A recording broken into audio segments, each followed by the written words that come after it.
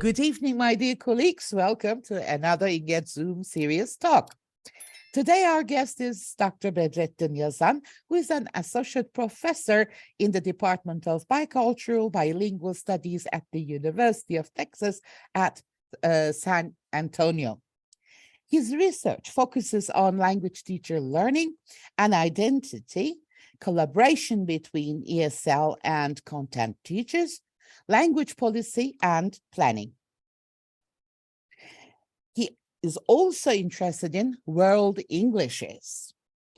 Methodologically, he is interested in critical autoethnography, narrative inquiry, and qualitative case study. Oh my God, what a long interest list. The title of his talk this evening is An Identity Approach to Language Teaching and Teacher Education. Thank you, dear Bedrettin Hocam. It's a pleasure to have you here with us. Thank you for accepting to be a guest speaker. Welcome again. I'm going to leave the screen to you. It's all yours. Thank you so much, Hocam, for having me. When I got the invitation, I got really excited to be talking with colleagues from Turkey, and so I'm gonna dive in with my slides. Thank you again for the introduction, Hocam.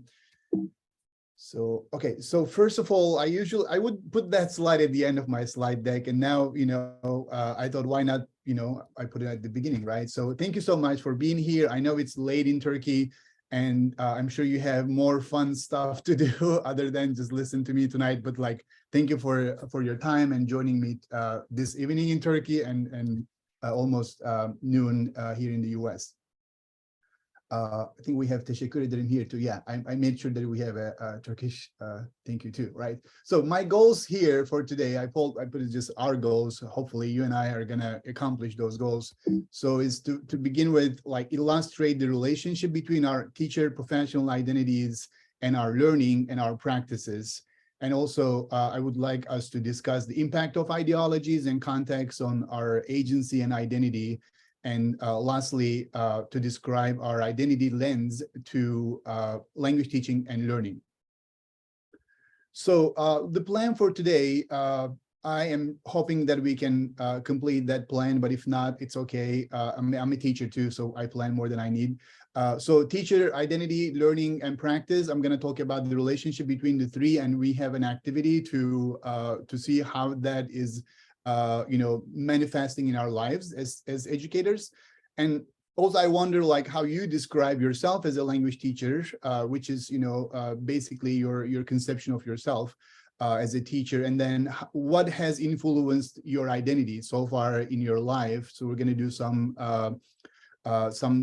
narrative work, some reflective, thinking about our past experiences. And then I want us to talk about the ideologies and context and how they are shaping who we are as teachers. And also one of the concepts that I have recently started working on is identity tension, because I believe tension provides that productive, reflective space for us to understand our situatedness in the socio-political context of our life, right? And then the last one is identity lens, which it's something that I've been working on recently, and I'm trying to build up a theoretical framework around this. Like how do we approach identity as a pedagogical lens, and how can we use identity, or how can we pedagogize, so to speak, identity in our teaching and teacher education practices. So introducing myself, so if it's about identities, I should, to begin with, tell about my own identity, right? So who am I? And this slide actually has evolved over the years. It's been like 3 years since I'm using that slide, but I have added more to it to make it more transparent to you guys, who I am. So originally from Turkey, Edirne, Keşan, and one of the small villages in Uppsala, actually, on the border to Greece. I moved to the US for my PhD education at the University of Maryland in 2009. and worked as assistant professor at the University of Alabama for 6 years. In 2020, I moved to University of Texas at San Antonio to work at the Department of Bicultural Bilingual Studies. And linguistic background, which is, one of the biggest components in our identity, is Turkish as the language of the family and the nation. And also I was exposed to Arabic as the language of the religion again. And then Pomakcha, or version of Greek, which is very dominant in where I grew up. It's also like one of the languages that I was exposed to, but I never had the chance to learn the language. But I knew that it was a minoritized language back then. And also I studied English, German, and French. And educational background, I finished, I'm sure some of you guys here in the room are also graduates of teacher training high schools. I went to Edirne Teacher Training High School, and then I was in English language teaching program, or FLE, like foreign language education, in METU, Middle East Technical University. And I also did my minor in sociology and master's in English literature. Then for PhD, I switched back to curriculum and instruction in Maryland. So a couple of things that I wanted to share with you regarding my identity, my professional identity. To begin with, these are like my values, priorities, and beliefs, which I believe like they combine, or in combination, they make up who I am as a language teacher and teacher educator. First of all, like learners' lived experiences and identities should be foregrounded in teaching. This is one of my beliefs. And also I believe learners are able to engage in critical analysis at any level. And every learning experience is messy and complex. And our tensions, like to briefly explain what I mean by tensions is, we have those experiences when we feel like we are being pulled into different directions. So that's what I mean, basically what tension is here in my own experience as well. Like our tensions provide new dimensions for us to understand our own identity work. And the personal, professional, and political aspects of language teaching are inseparable. And in my research, I'm trying to understand the intersection of those three dimensions of language teaching. And also lastly, ideologies in context are powerful in shaping our students' agency and identity options. So this is, those 7 or 6 beliefs, values, or priorities. They shape to a large extent who I am as a language teacher, teacher educator, and researcher right now. And so a couple of quotes that I pulled together to highlight the fact that identity is inseparable from our learning and practices. And for example, this is a very famous quote. I'm sure some of you have already heard of that, like Hamachek's quote: consciously we teach what we know, but unconsciously we teach who we are. That just, directs our attention to the ways our identities inform how we teach what we teach. And then this is a longer one, but it's just, I just, I needed to include the entire code here because it's really telling to understand the relationship between tensions, identity, and language teacher learning, or teacher learning in general. Deborah Britzman, she goes, learning to teach is not a mere matter of applying decontextualized skills or mirroring predetermined images.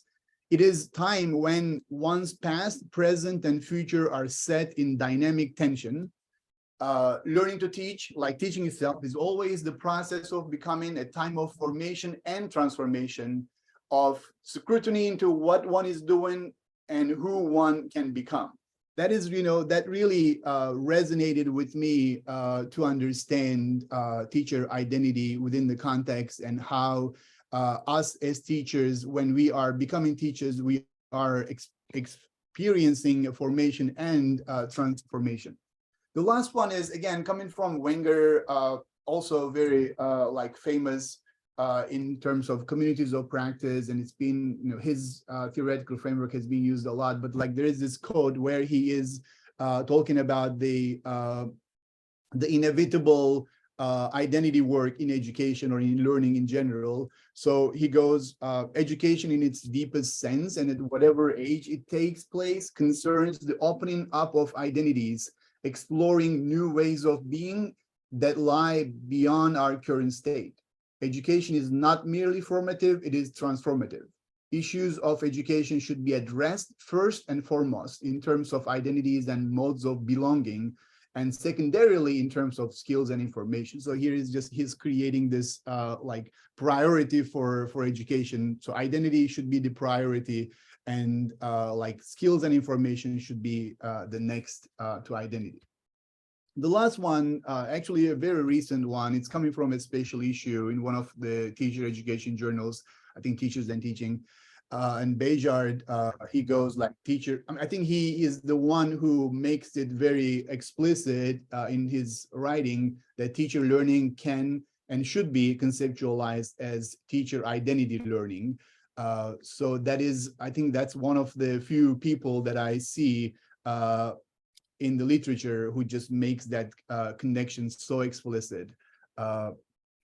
Because if you look at other literature, other research studies, they argue that identity development and teacher learning, they are very much intertwined.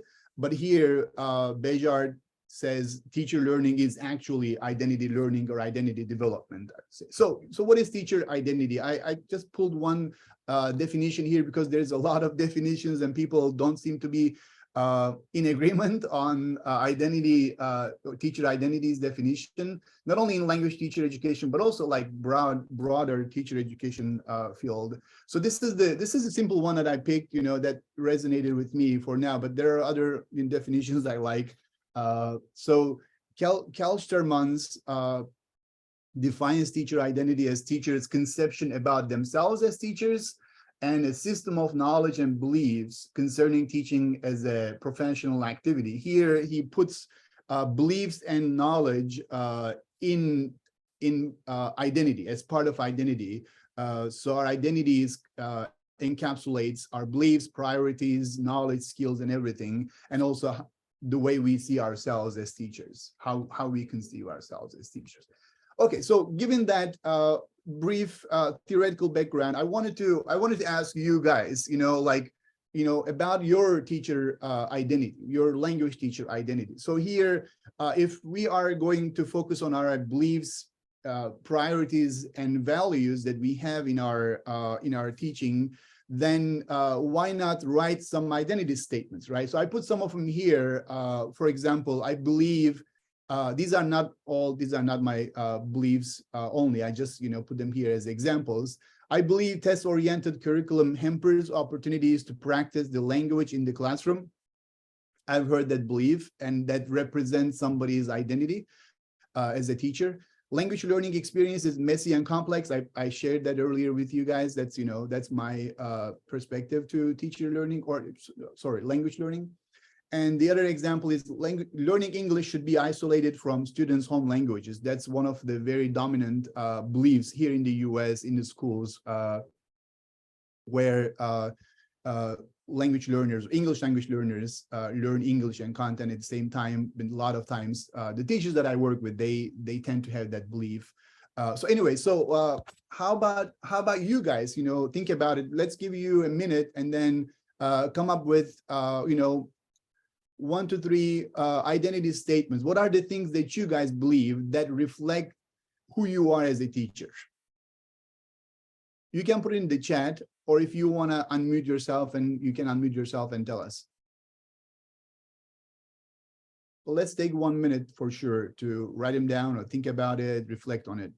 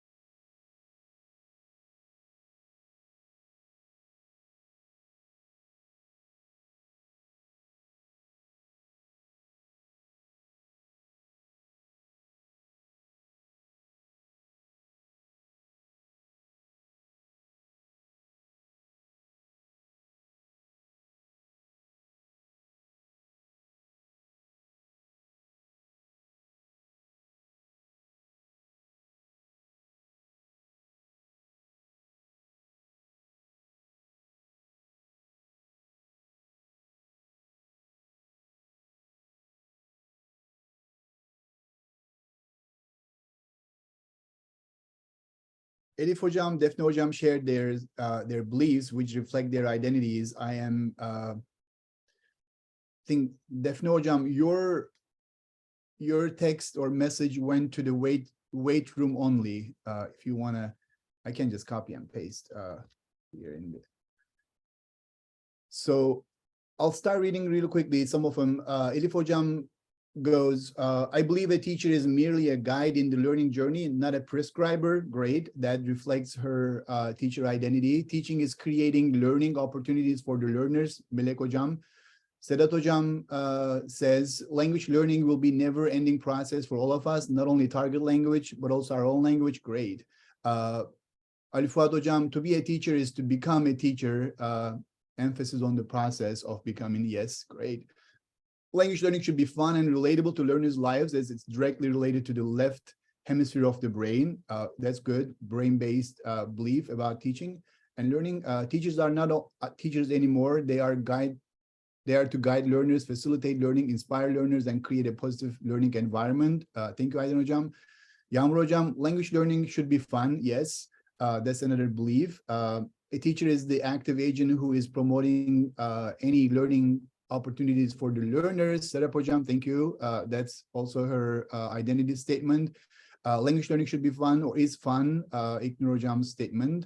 I always believe in the importance of being a good role model for my students, not only linguistically or instructionally speaking, but as a human being. Thank you, Melike Hocam. Okay, let me read one more, and then I'm going to let you guys read whatever is in the chat. Language learning requires constant exposure or intensive study. Thank you, Ferhat Hocam.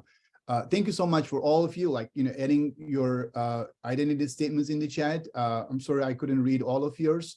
But I really appreciate you sharing your identity statements. So we started reflecting on our identity, right? So my next question is for you guys, how do we construct our identity? So, I mean, I can tell you what is in the literature, what is in the research, but I want to hear from you, how do you believe your identity has been constructed over the years as a language teacher, right? So if we were to make a list, so here, I want us to create a collaborative list. You can put your, maybe take a minute again to reflect on your teacher identity construction, over the years. I don't know, since you started learning anything, you can go all the way back. You can consider whatever impacts or whatever influences have shaped who you are as a language teacher. So that's a very broad question. That's a very general reflection on becoming, right? How we have become or how we are becoming constantly as teachers is the question here. So self-reflection, modeling. Okay, I'm gonna put those here. Here, modeling, self-reflection. Thank you so much, hocalarım. What else? Through experience. I'm sorry if I'm missing any. Okay, yeah. Role model at teachers. Okay. Yes, that's one of the very commonly cited ones. Okay. Observing. Okay. Reading, practicing. Well, students' comments, that's a good one. Yes, students' comments are important for us to reflect on our identities. Are we doing well? Like the feedback from our students, received wisdom. What else? Classroom practice.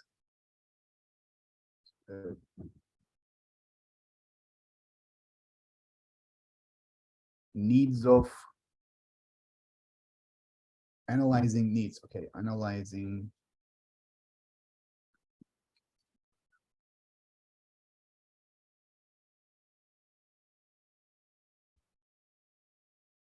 Students, feedback from others. Yes.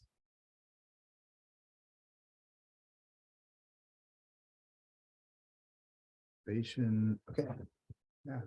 Oh, wow. That's great. Previous teachers of us, motivator, good teachers, bad teachers, absolutely. Learning environment. That's a great one. Yeah. We may want to unpack environment, right? Like what is in the environment, the context, what is shaping that context. Learners are pedagogical and content knowledge through observation, reflection, questioning, collegiality, prior knowledge, trial and error, beliefs and agency. That's fantastic. Good. Feedback from students, implicit or explicit, through teacher education. Absolutely. Thank you, Yasemin Hocam. Okay, great. Melike Hocam provided a longer answer. We construct those identities by former case scenarios. Good. Observations and reflections instilled through them, self-experiences with on our own trial and error efforts. Absolutely. Courses, gossips about ourselves. Yeah, why not? Absolutely. Teachers talk about other teachers and, learners too, right? Good. Yeah, I mean, I would say like informal conversations through conferences. Absolutely. Thank you, Inged. Gossiping is like brainstorming.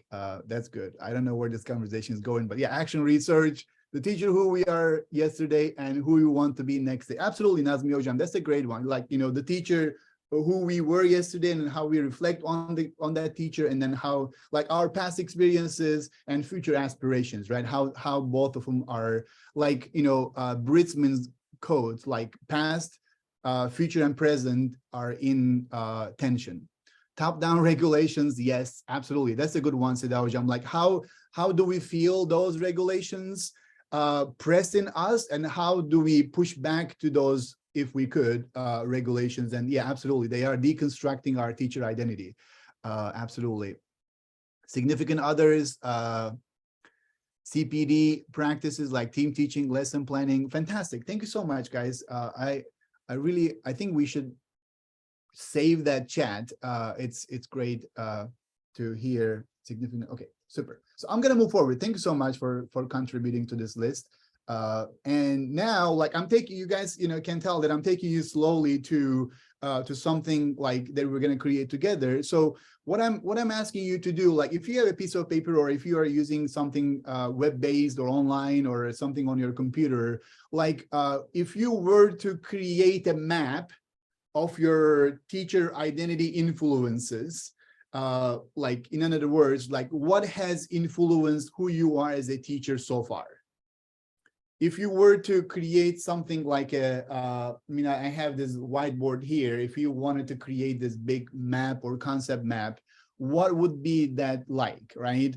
And like here, there's an example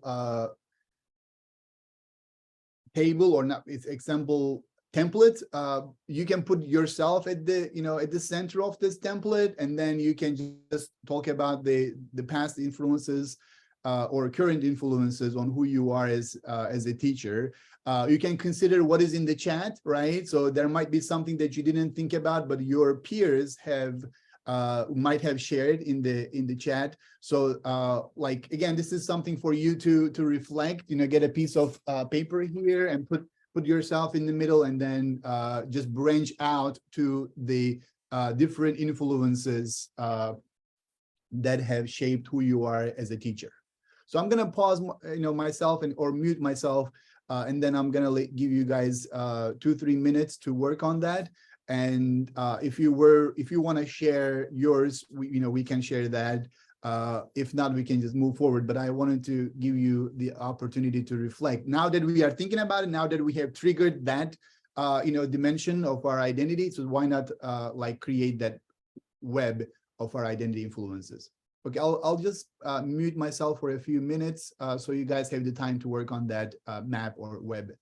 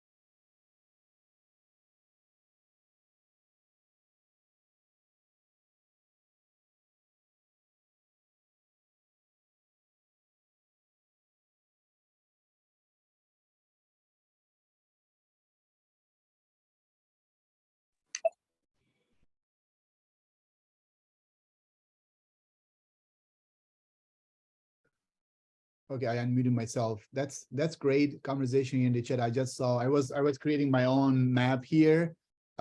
So and also Sedat Hocam shared his let me see if I can share it with here.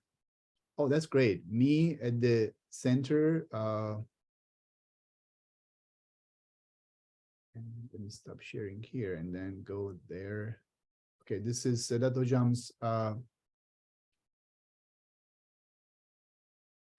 teacher identity map, his worldview, students' responses, colleagues he works with, teachers he has taken as role models, and his experiences as a language learner or learner in general, his teaching philosophy. Yeah, I would just ask more questions about his teaching philosophy too, right? So maybe he may create subcategories here. His teaching experience, that's great. Thank you so much, Sedat Hocam. Okay, so I'm just, I was thinking about it, and one thing that I need to share with you guys is that I was thinking about my own teacher identity here, and I don't think you can read my awful handwriting, but so some of the things are about us becoming teachers, some of the things are us becoming language teachers, and some of the other influences are like there for us to become English language teachers, because I was thinking about like why I wanted to become an English language teacher, because English was the most dominant foreign language in Turkey, and also like a lot of like economic power or stable job, all those ideologies have been associated to English in Turkey as well. Like if you become an English teacher, you will definitely find a job, or like that. I think coming from a family where like no one had college experience, so that was important for me to shoot for, like go get a job that's stable. And but other than that, like similar to Sedat Hocam's map, like my colleagues, my relationships with students, and also like I think teacher training high school has shaped me a lot as a language teacher or teacher in general. All those courses that we took, that was amazing for me to learn about teaching. What does it mean to be a teacher in Turkey? And like I was very much socialized into becoming a teacher in the high school, in the teacher training high school. And some other colleagues shared their maps too. They are great. Thank you so much. Do you want me to show one more here? Maybe Elif Hocam's identity here. Let me share my screen. Okay, fantastic. Here you go. My identity is a teacher, teaching experiences, model teachers, observing model teachers and peers, academic meetings and discussions, self-reflection, negative and positive experiences. Absolutely.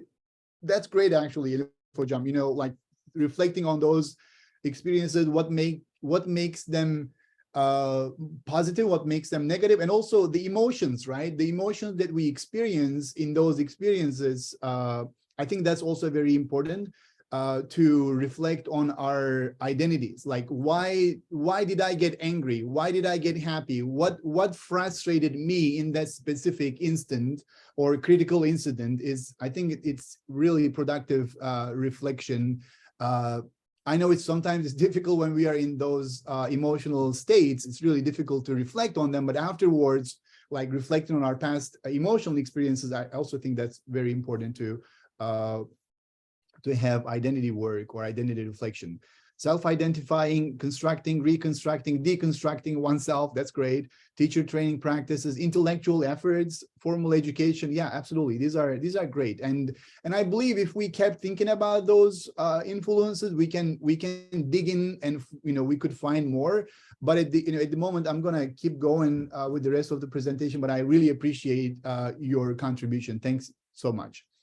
And this is the other activity that I was thinking of, completing with you, which we don't have to spend a lot of time here right now, which, I have a couple of more slides to share with you, but like maybe like looking at those questions or in prompts, right? So which ones of those identities, like we have, so here to, the reason why I wanted to incorporate that is to connect our professional identities with the other social identities that we have, right? Some of those social identities might be like more significant than others. That's why I wanted to invite you to engage in some reflection with me here, looking at that identity wheel where we have different social categories.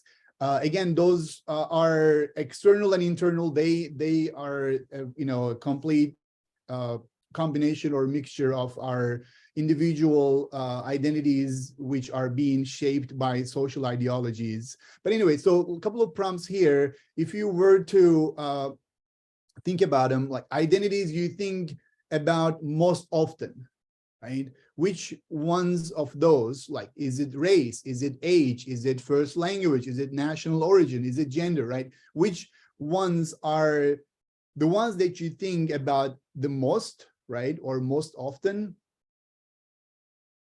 And identities you think about least often, right? And your identities you would like to learn more about, and identities that have the strongest effect on how you perceive yourself, right? Which one of those, or which ones in that wheel are the strongest ones for you when you are defining yourself? And the last prompt here is that identities that have the greatest effect on how others perceive you. I usually use that activity with my teacher candidates as well as colleagues here. It's good reflection on the relationship between the context where we are, the socio-political context, the ideologies that are circulating in that context, and how those ideologies shape us socially, politically, culturally, and then like how do we respond to those ideologies, and how our identity is constructed, or how we construct our identities vis-a-vis those different social categories, right? So I mean, I'll let you think about those, because you know, it may take us some time to find and reflect on those 5 categories or 5 prompts here. But you know, something for you to think about. Perhaps, you know, taking this to your teacher education courses, or your actual, like if you're teaching languages or English language, you can, you know, use that in your with your language learners as well. So yeah, this was my prompt for you guys, like which identities are most closely related to your professional English language teacher identity. So I think we can think about that question specifically, like which ones or which identities are most closely related to your professional English language teacher identity. Like for me, let's say now I'm not teaching English, but I'm teaching English teachers or ESL teachers here. And most of the time, my national origin becomes really prominent, and my first language, or the way I speak English, is you know, is prominent, because it's visible to people when they hear me talk. One of the first things that they realize that I don't speak English the way like quote unquote most people speak here, or just, you know, the standard, you know, accent. I'm not going to get into that, but like, you know, that is the most visible thing. And then they might ask where I'm coming from, like, which is very often the question. So I think moving to another context, or being quote unquote the foreigner, or someone who's not from this context, or who's not perceived as belonging to this context, so perhaps my racial identity, my national origin, my national identity, they become more prominent. My linguistic identity becomes more prominent in my current context, right? So so I wonder, like, which ones oh, there's different conversation going on here in the chat. Like, is there any one of those social identities that you believe are prominent in your language teacher identity? I know that might take, so that question is probably, you know, it might take longer to think about and reflect, because I think connecting our professional identity to broader social context, that is not an easy one. That requires some you know, constant reflection and conversation with colleagues and gossiping too, right? So yeah, so I'll just, you know, leave you with that question and see what you can come up with. And if you want to reflect on that question with me, just shoot me an email. I'd be happy to hear your thoughts about it. Like, you know, is your ethnic identity important when you are teaching English, right? Or is your gender identity, is your sexual orientation, is that important when you are teaching English? Like, it shouldn't be directly like reflected in your teaching, but like let's say, so just an example for you guys. For example, like, let's say we have an English language teacher who is, you know, gender non-conforming identity, right? And that teacher is using New Headway as a language teacher textbook, because we recently analyzed New Headway. That's why I'm safe to make an argument about it. And over 5 editions of New Headway, we have seen no instance of representation for LGBTQ individuals, right? Gender non-conforming individuals. No representation whatsoever, no mention of like LGBTQ communities at all, like over 5 editions since 1980s to 2019.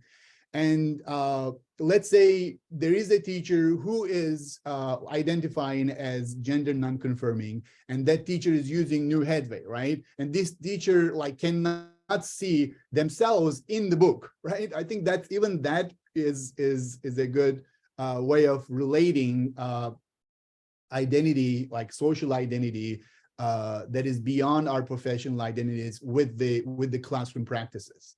So that's what I mean by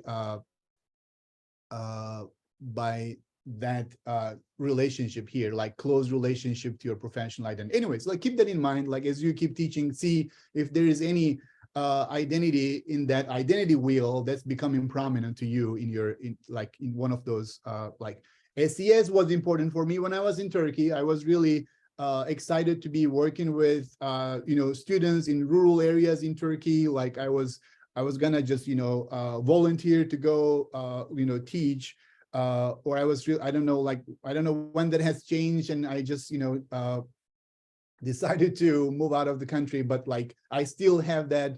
I brought it here to the US. I'm working with, you know, student populations who are being marginalized in the schools. So you know, I had that idea or ideal of helping underserved populations, which I believe is related to my SES or my like family's SES in Turkey. Anyways, so again, these conversations and reflections are important to have, but also like I would suggest you keep thinking about those, because it's not easy to find that connection all the time, right? So the next point that I wanted to talk about is the ideologies and context, right?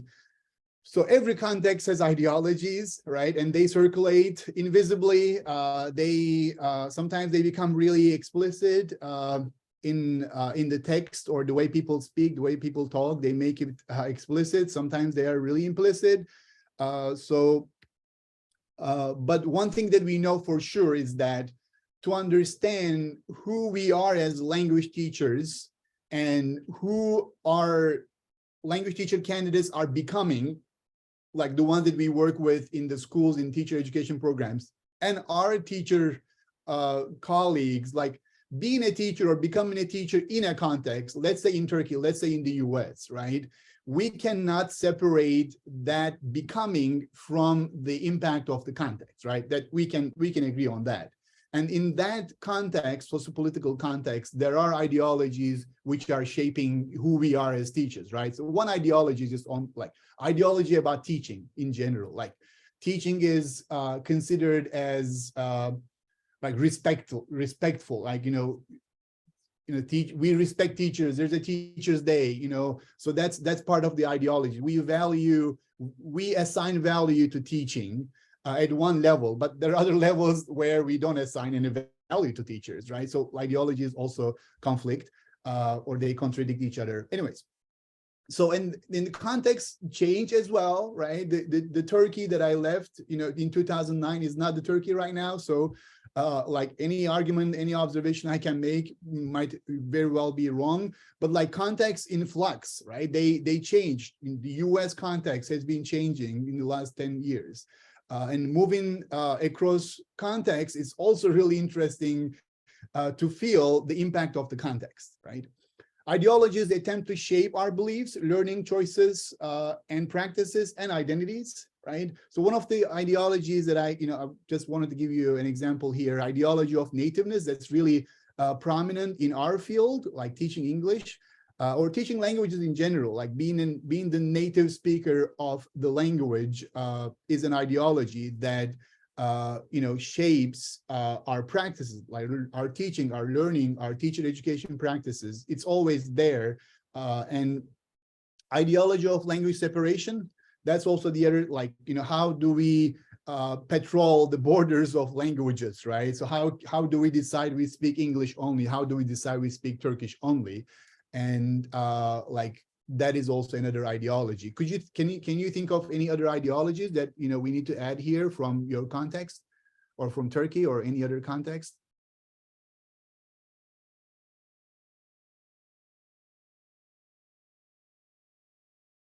I know ideology as a concept is it's not always comfortable to think of. Oh, thank you, Hocam. I don't know, Hocam. Oh, okay, that hurt. Okay, refugee ideology. Yes, Hocam, first Hocam, fantastic. Yes, we have ideologies about refugees, who they are, like, a lot, yeah. And what do we need to do? Right? What does the government have to do with refugees? What is the best solution for that? But ideologies is over there. They're always there. You cannot just take them out of the context. They are there.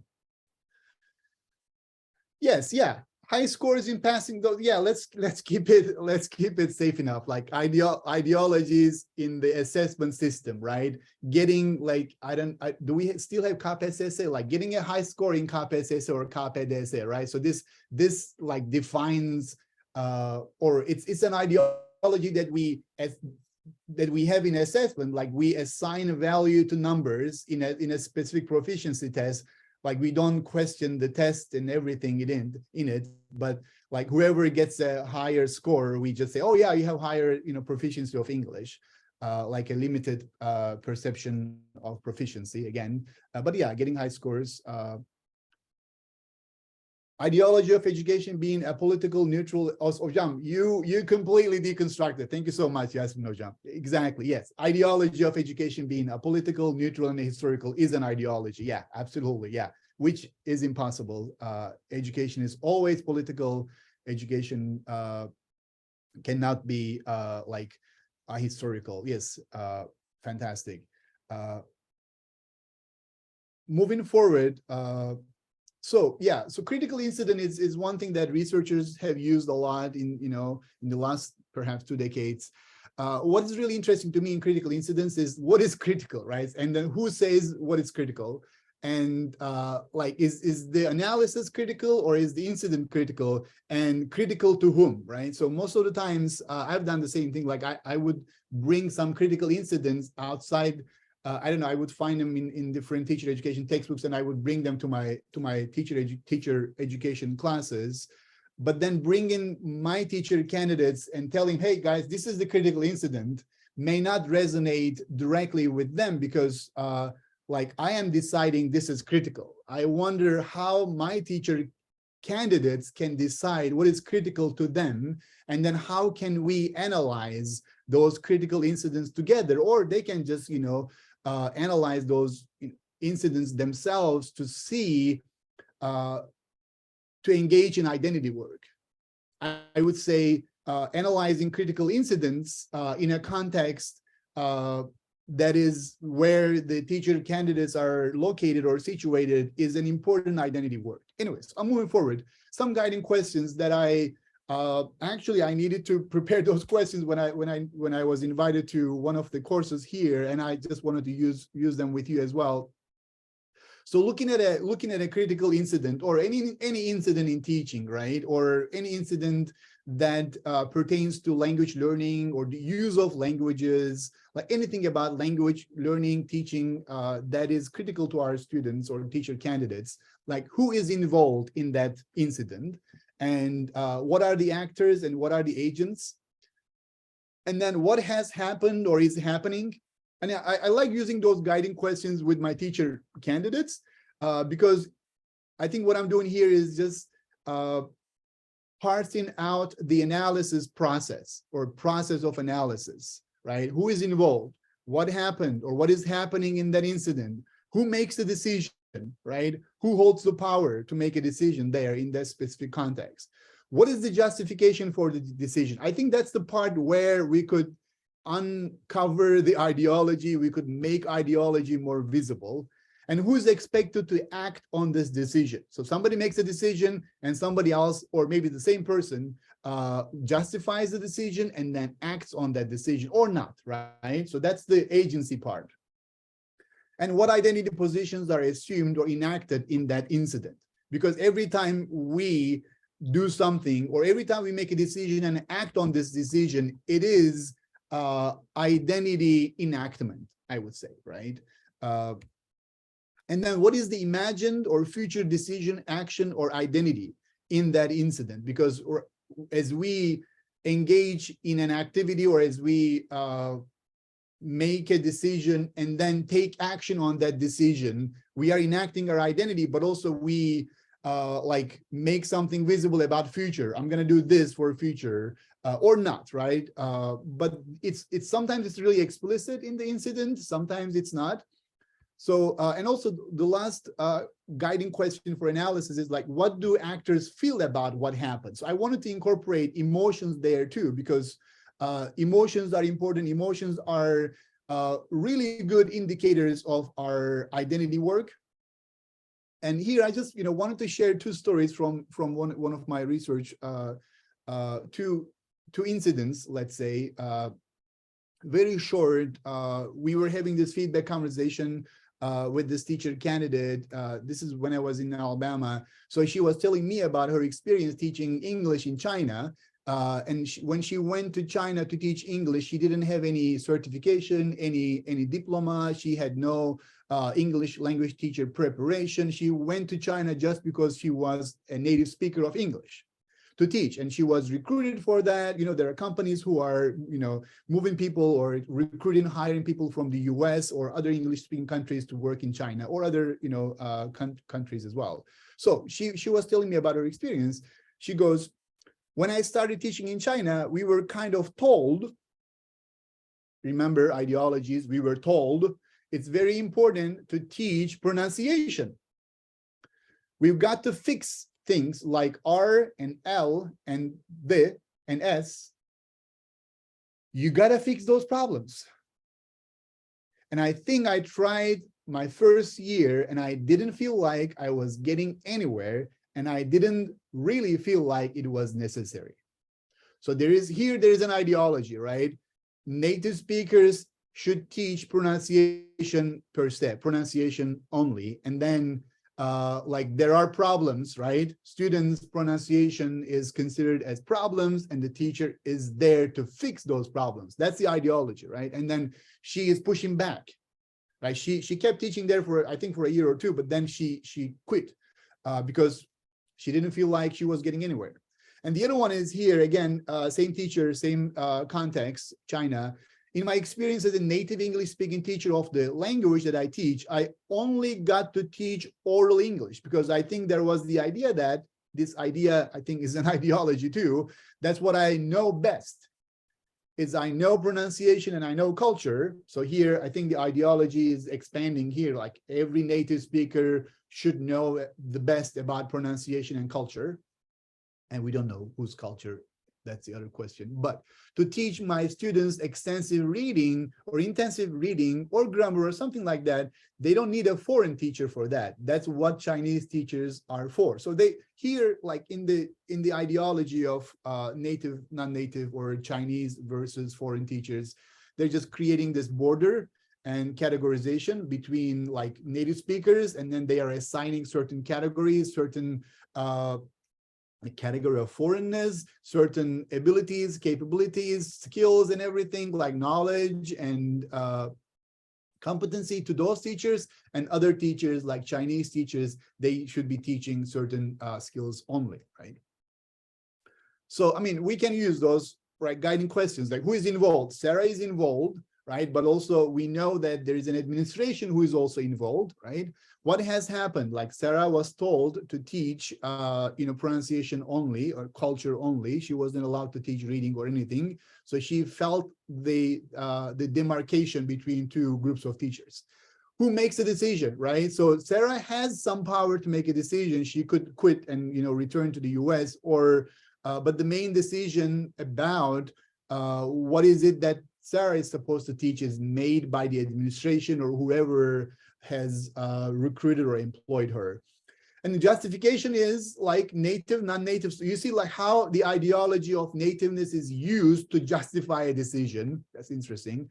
And what is expected to act on this? Sorry, who is expected to act on this decision? Is Sarah as teacher, native speaking teacher. Also, it's implied that non-native speaker teachers also should be acting on that ideology or decision.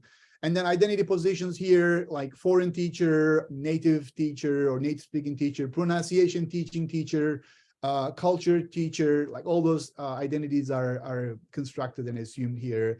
And then future action, like it looks like she is not happy there. She imagines not doing this anymore. And then, yeah, so that we can ask more questions too, but we're running out of time. A couple of things that I wanted to share with you, like attention program. This is something that I am still exploring in my own teacher education practices, like bringing in intentions to the teacher education classes. So here, the definition of identity tension, I relied on other people's work to define this with other colleagues, like internal struggle between professional social expectations and personal beliefs and aspirations as practitioners negotiate their identities in relation to competing and conflicting ideologies. So this in identity tension is something that we all experience. I'm safe to make that argument. We all do, right? It doesn't have to be regarding our professional identity, but I believe everyone in this room has, at some point in their lives, in their professional lives, they have experienced, we all have experienced, probably still are experiencing some of those identity tensions, right?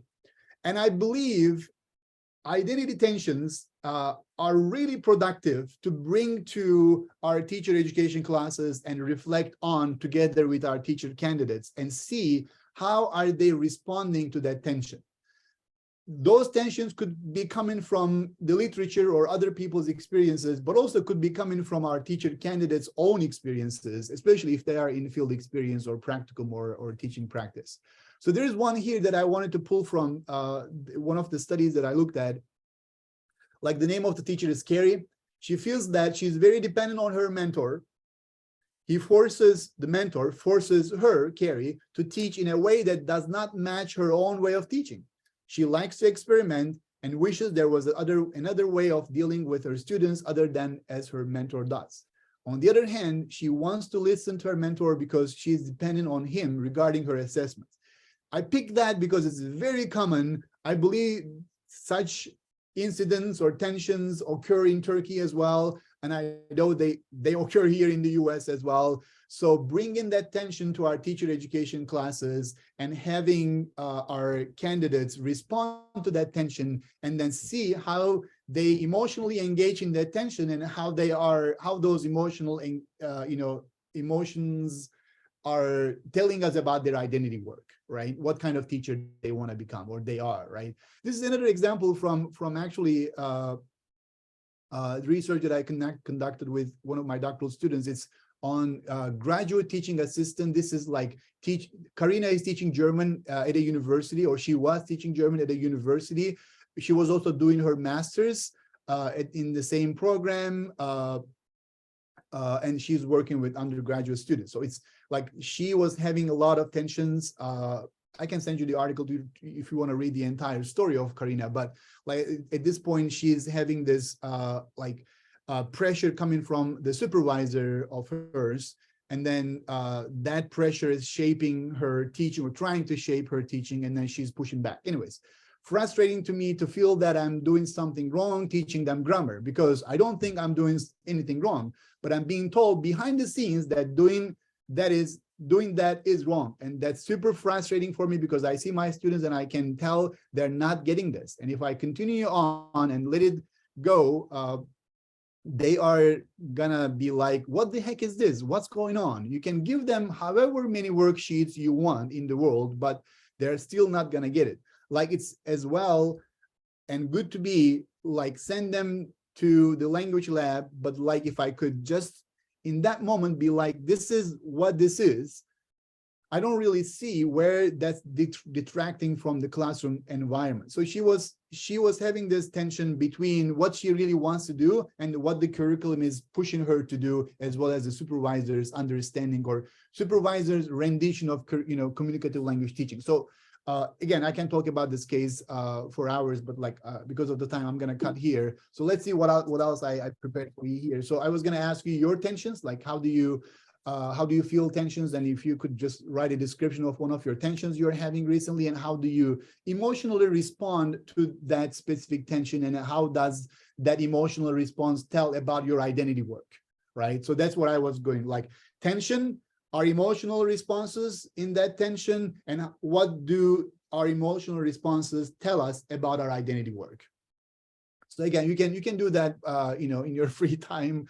And then here I was this is the last slide, last activity that I was imagining we would do collaboratively, like create an approach, right? So I put a couple of like principles of that approach, identity approach. But so far, I think our conversation could lead to like another 5, 6 of those principles for identity lens, identity approach, that we could have created together. But I think this is the end of our talk here. I'm looking forward to your questions, but a couple of things to revisit. So these are the goals that I thought we would be able to accomplish today, and I hope we have accomplished some of them to a large extent. But again, like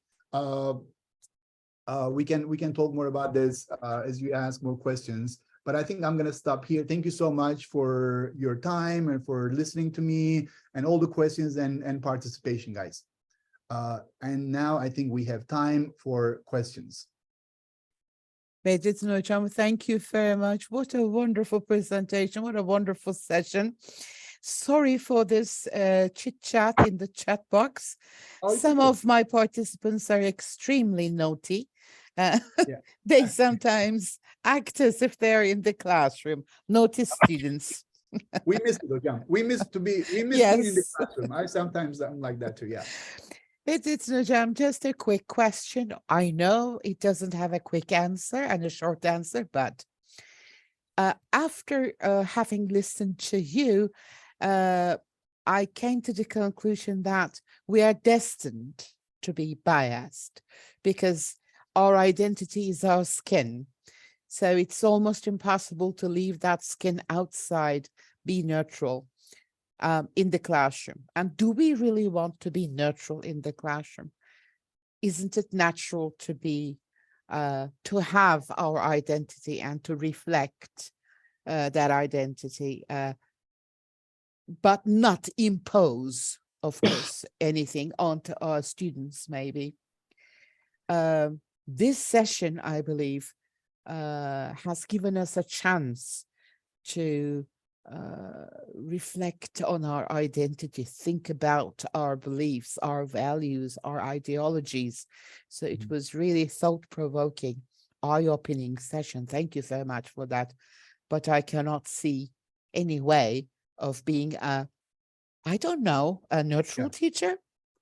Is there a Hocam, way of being a neutral teacher? Should we be a neutral teacher?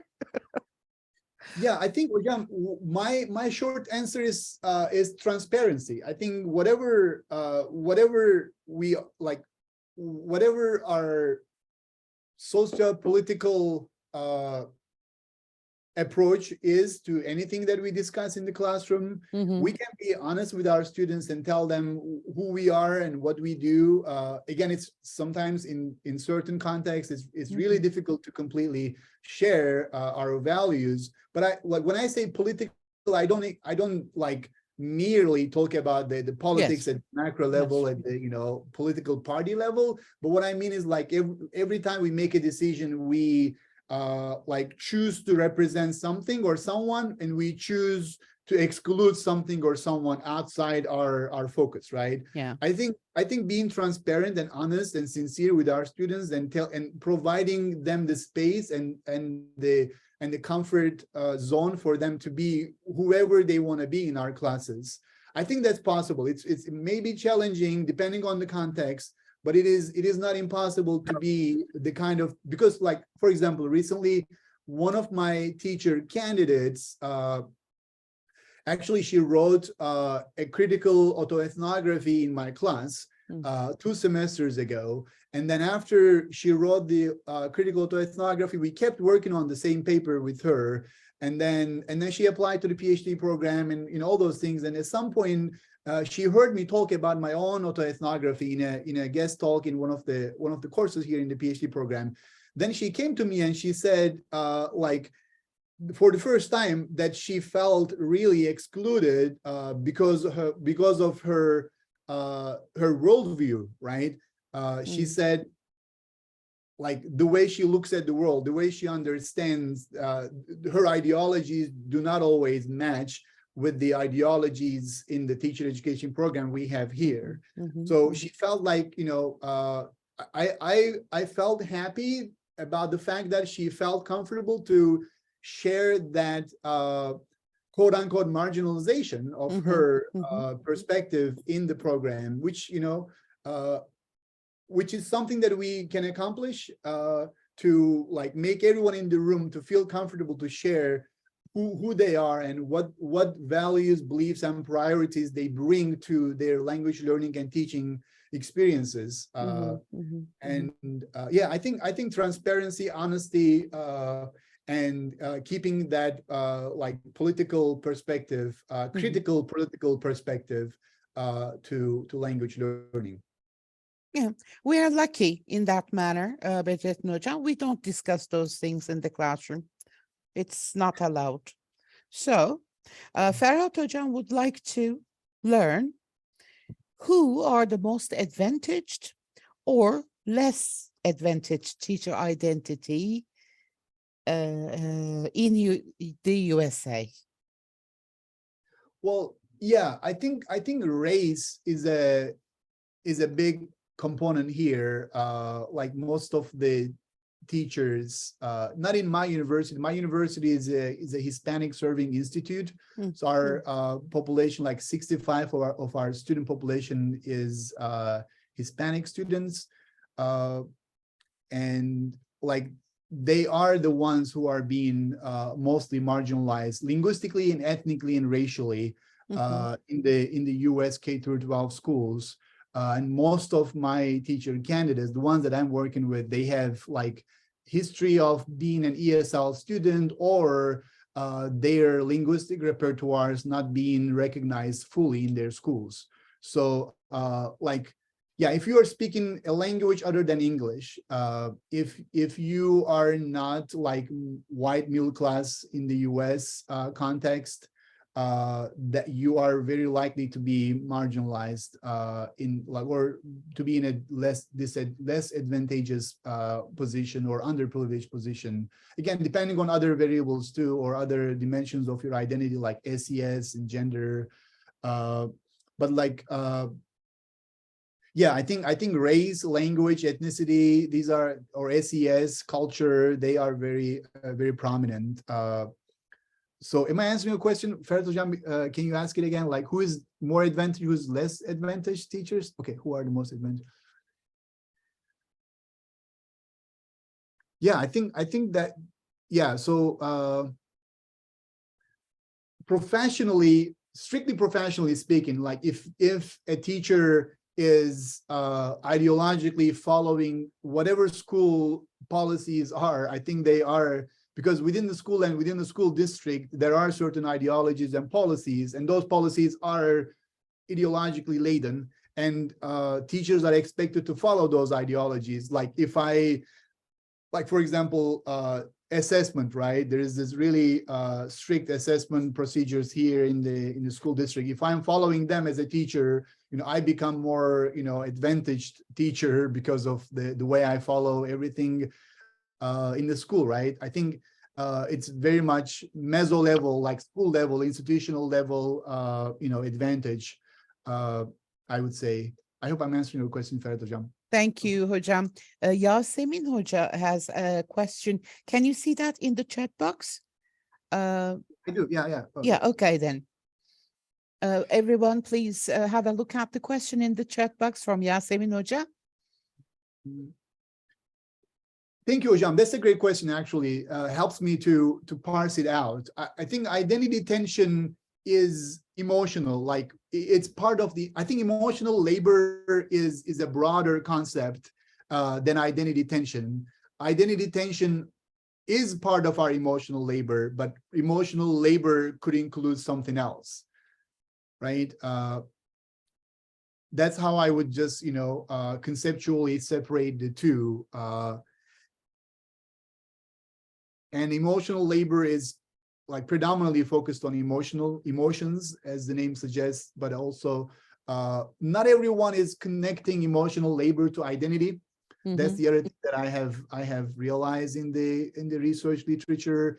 Like colleagues would discuss emotional labor without, like, you know, Sarah Benesch in her 2017 book, she doesn't directly talk about identity. She talks a lot about emotional labor, but later on she started connecting identity more, especially in her article 2018 in System. Like she connects more like identity, agency, specifically agency and emotional labor. But yeah, that's how I would say, like, emotional labor is not always directly related to identity. Identity tension perhaps is something, or is the concept that could bring directly emotions and identity in the same concept, or like making them closer to each other conceptually. Perhaps agency too. That's, I think, again, from my understanding, identity, agency, emotions, investment, those concepts are really difficult to define, theorize separately. They are so much intertwined, and it's really, I don't know, like whenever I talk about identity, I feel like I need to talk about emotions. I feel like I need to talk about agency, because they are very much related. Yeah. And yeah, I hope I'm answering your question, Yasin Hocam. But thank you. I guess it's almost impossible to put a clear-cut line between these concepts. They are somehow overlap at some point. I'm not an expert in this field, but this is what I feel from your response. I don't know, Yasemin Hocam, do you feel satisfied with this response, or would you like to ask something more? But please keep in mind that Bedrettin Hocam has limited time. He may leave us any minute now. It's the countdown. So I'm checking the chat box. I cannot see any additional remarks from Yasemin Hocam. So I guess she feels satisfied with your response. Okay, yes, Yasemin Hocam says, no, thank you. This is a great response. Yasemin Hocam, thank you, in fact, for that wonderful question. Here's my email address in case you guys need it. Email anytime.